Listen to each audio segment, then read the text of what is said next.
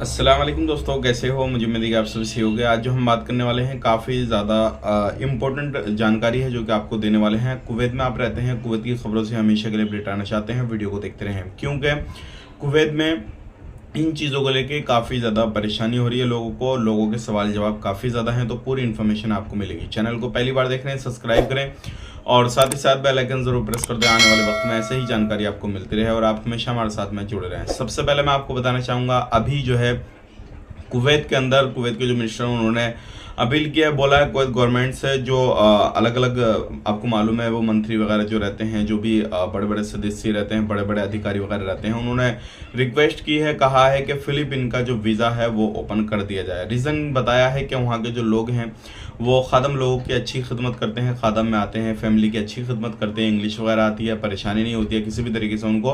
तो इसके बारे में कुवैत गवर्नमेंट को सोचना चाहिए। तो आपका क्या कहना है, कमेंट करके ज़रूर बताइएगा। अभी ये जो है अपील की गई है, बोला गया है, गवर्नमेंट इसके बारे में क्या सोचती है क्या नहीं, उसके बारे में हम बताएंगे। अब बात कर लेते हैं यहाँ पे अगली खबर की तरफ। जो अगली खबर आ रही है निकल के, वो आ रही है छूट के हवाले से। अभी भी जो है लोगों की गिरफ्तारी की जा रही है, बहुत सारे लोग जो है वो पकड़े जा रहे हैं। रीज़न क्या है? लोग काम करते हुए पकड़े जा रहे हैं। देखिए, छूट अभी चल रही है, अगर आप चाहते हैं छूट का फ़ायदा लेना तो ले सकते हैं, लेकिन अगर आप काम करते हुए पकड़ गए, आपके पास में इकामा नहीं है, बिना डॉक्यूमेंट्स वगैरह के, बिना सिविल आईडी कार्ड के काम करते हुए पकड़े गए, तो फिर आपको फिंगर ब्लॉक करके भेजा जाएगा।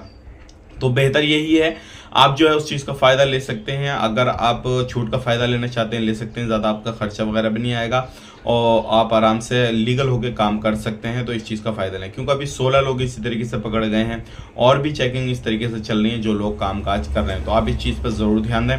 बात कर लेते हैं यहाँ पे बायोमेट्रिक पे, बहुत ज़्यादा इंपॉर्टेंट जानकारी आ रही है निकल के बायोमेट्रिक को लेकर, क्योंकि कुवैत में अगर आप आते हैं, मना करते हैं, बायोमेट्रिक को नहीं कराते हैं, तो फिर आपको उसी फ्लाइट से रिटर्न कर दिया जाएगा। कुवैत में आप रहते हैं तो भी आपको बायोमेट्रिक कराना है, कुवैत से बाहर से आते हैं तो भी आपको बायोमेट्रिक कराना होगा। लेकिन अगर आप कुवैती कोई बंदा है, कुवैती सिटीजन है, तो उसको कराने की जरूरत नहीं है बायोमेट्रिक।